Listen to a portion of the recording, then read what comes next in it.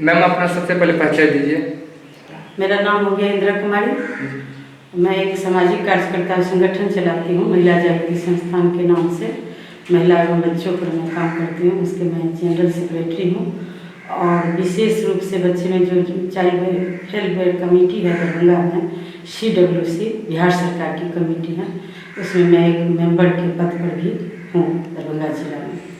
तो मैम सबसे पहले आप ये बताइए कि जो नेपाल के प्रधानमंत्री KP ओली शर्मा हैं, उन्होंने बयान दिया है कि जो अयोध्या है वो असली अयोध्या नेपाल में है, और जिस राम जी का शादी सीता माता से हुआ है वो राम जी भी नेपाली हैं। तो इस विषय में आपका क्या कहना है? मुझे तो ये न्यूज़ सुन के देख के आश्चर्य लगता है। एक प्रधानमंत्री के पद पर है। मैं राजनीति से नहीं हूँ, मैं इस तरह से कमेंट नहीं करूँगी, लेकिन उनको बोलने पर मुझे बहुत अफसोस प्रकट करती हूँ। जो श्री रामचंद्र जी का जो जन्म है वो हमारे भारत में है, और बोलो ना, विष्णु के 7वां रूप अवतार में श्री रामचंद्र जी का जन्म भारत देश में उत्तर प्रदेश राज्य, उत्तर प्रदेश के अयोध्या जिला में उनका जन्म हुआ। राजा दशरथ के प्रथम पुत्र के रूप में उनका जन्म हुआ, और त्रेता युग में। तो कैसे वो कह देंगे कि नेपाल में मतलब उनका हुआ है? वो भारत के हैं, हमारे भारत देश के हैं श्री रामचंद्र जी। उनको हम लोग एक मर्यादा पुरुषोत्तम के रूप में 2-3 देश में उनका पूजा भी होता है, इंडोनेशिया और के 3-4 देश में होता है। हमारे भारत में प्रथम पूज्य हैं मर्यादा पुरुषोत्तम के रूप में श्री रामचंद्र जी के रूप में। तो नेपाल में कैसे उनका जन्म हो गया? और जन्म के बाद वो वाल्मीकि जी का जो रामायण है उनमें पूरा उनका बाल्यकाल से लेकर जब तक वो देह छोड़े हैं तब तक उनका वर्णन है। जन्म से पहले से लेकर जब श्री राजा दशरथ जी जो उनके पिता, उनके जन्म के लिए जो यज्ञ किए हैं वहाँ से लेकर अब जब देह छोड़े हैं धरती पर से तब तक का उनमें वर्णन है वाल्मीकि रामायण में। जी सर, सबसे पहले अपना परिचय दें। मेरा नाम अमरनाथ झा है।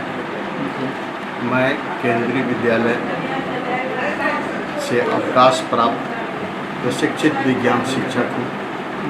मैंने अपनी सेवा केंद्रीय विद्यालय संगठन में लगभग 33 वर्षों तक दिया है। मैं शिक्षण कार्य से जुड़ा रहा हूँ। मैं 31 जुलाई 2013 को केंद्रीय विद्यालय वायुसेना परिसर दरभंगा से अवकाश प्राप्त हुआ। अभी भी मैं बच्चों के बीच में रहता हूँ। जो भी बच्चे मेरे संपर्क में आते हैं, निःशुल्क, बिना किसी शुल्क का उन्हें शिक्षा प्रदान करता हूँ। सर, आपको भी पता होगा कि कुछ दिन पहले ही नेपाल के प्रधानमंत्री KP ओली शर्मा ने बयान दिया है कि जो असली अयोध्या है वो नेपाल में है और राम जी भी नेपाली है। जबकि सर आपको भी पता है इस बारे में, और पूरे भारत के साथ साथ विश्व को भी पता है कि कई वर्षों से सुप्रीम कोर्ट में राम मंदिर और मस्जिद का मसला चल रहा था, जो फैसला आया है राम मंदिर के पक्ष में। तो पुरातत्व विभाग ने जो खोज किया है उसमें मंदिर के कई अंश मिले हैं। तो इस बात की कितनी सच्चाई है कि असली अयोध्या नेपाल में है और राम जी नेपाली थे? नहीं, मैं नहीं कह सकता कि नेपाल के प्रधानमंत्री माननीय KP शर्मा ओली जी क्यों इस तरह का विवादास्पद तथ्य से परे बयान दिए हैं। आश्चर्य होता है।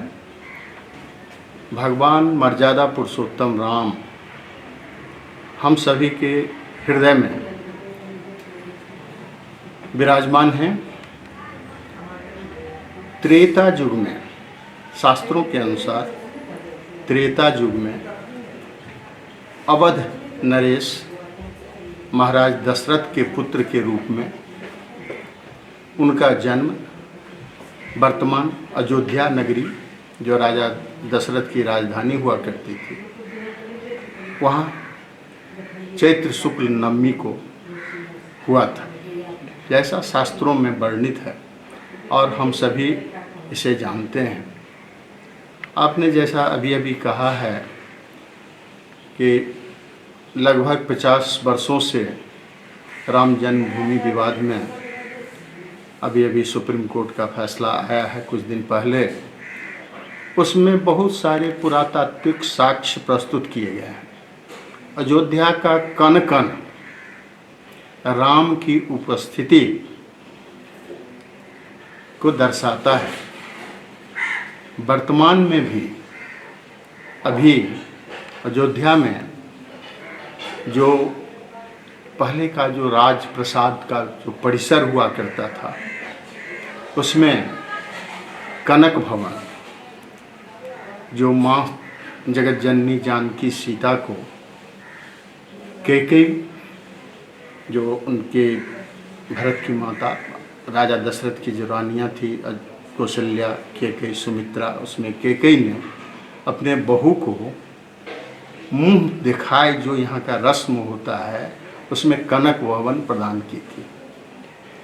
इसका उल्लेख शास्त्रों में है। राजा दशरथ का जो प्रसाद है, महल है, जिसमें उनका राजमहल हुआ करता था, राज दरबार लगता था, वह भी आज भी मौजूद है अयोध्या में।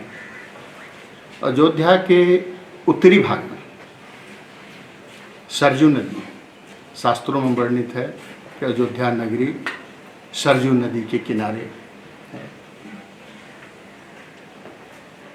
बहुत सारे ऐसे प्रमाण हैं।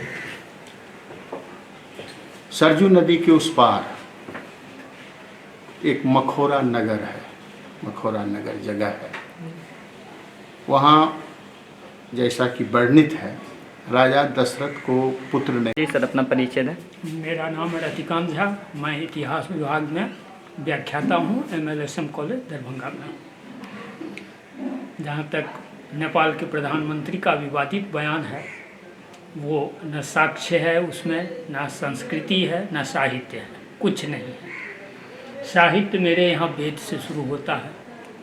उसमें अयोध्या नगरी का वर्णन कौशल क्षेत्र में आता है और अवध क्षेत्र में आते आते रघुवंश नाम की पुस्तक की रचना होती है, जो आदि ग्रंथ है कालिदास द्वारा, जिसमें साकेत अयोध्या या कौशल की वर्णन है। उसमें अयोध्या के राजा दशरथ के कैसे राम पुत्र हुए, सारा वर्णन है। उस क्षेत्रों का वर्णन है। चौहद्दी हमसे पूर्व जो बोले हैं, उस चौहद्दी का वर्णन कर ही दिए हैं। सरजू नदी के किनारे है, न सरजू नदी नेपाल में है, न अयोध्या नाम की नगरी है नेपाल में, न आज तक इस तरह। राम की जन्मभूमि अयोध्या के प्रसंग में वैचारिक तौर से बहस की जा सकती है, परंतु उसके ऐतिहासिक साक्ष्य के साथ ही बहस को प्रासंगिक बनाया जा सकता है। ये कह देना कि राम की अयोध्या वो अयोध्या नहीं है, स्पष्ट तौर से सरयू नदी के किनारे अयोध्या का वर्णन वाल्मीकि रामायण में किया गया है। उत्तर कौशल और दक्षिण कौशल को बांटने वाली नदी सरयू ही है। अतः कौशल जनपद में अयोध्या नाम की नगरी का वर्णन वाल्मीकि रामायण में स्पष्ट तौर से आया है। इसमें किसी प्रकार की दुविधा होनी ही नहीं चाहिए, परंतु प्रश्न उठाने के लिए या तार्किक दृष्टिकोण से यदि कोई बहस के लिए चुनौती देता है तो उन्हें साक्ष्य के साथ आना चाहिए, न कि कुछ कह करके एक ऐतिहासिक छेड़छाड़ की बात बना देना चाहिए। अयोध्या के कई नाम हैं, साकेत, अयोध्या, कौशल।